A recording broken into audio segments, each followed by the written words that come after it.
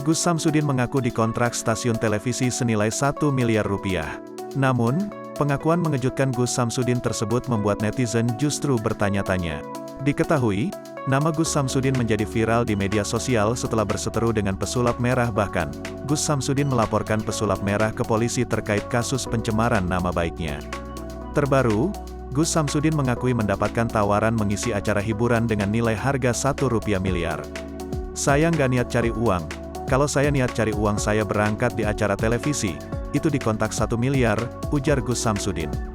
Belum diketahui apakah perkataan dari Gus Samsudin benar atau tidak. Publik pun menunggu kebenaran dari stasiun televisi yang menawarinya kontrak 1 miliar rupiah. Perseteruan Gus Samsudin selaku pemimpin Padepokan Nurzat Sejati dengan pesulap merah atau Marcel Radival berlanjut. Setelah menjalani pemeriksaan untuk memperkuat barang bukti tindakan pidana pencemaran nama baik yang diduga dilakukan pesulap merah di Mapolda Jatim, Gus Samsudin, sepertinya, makin getol laporkan pesulap merah ke pihak berwajib. Gus Samsudin merasa telah dirugikan dengan ulah pesulap merah. Saat hadir dalam kanal YouTube Denny Sumargo, Gus Samsudin membahas semua tudingan miring pesulap merah terhadap dirinya.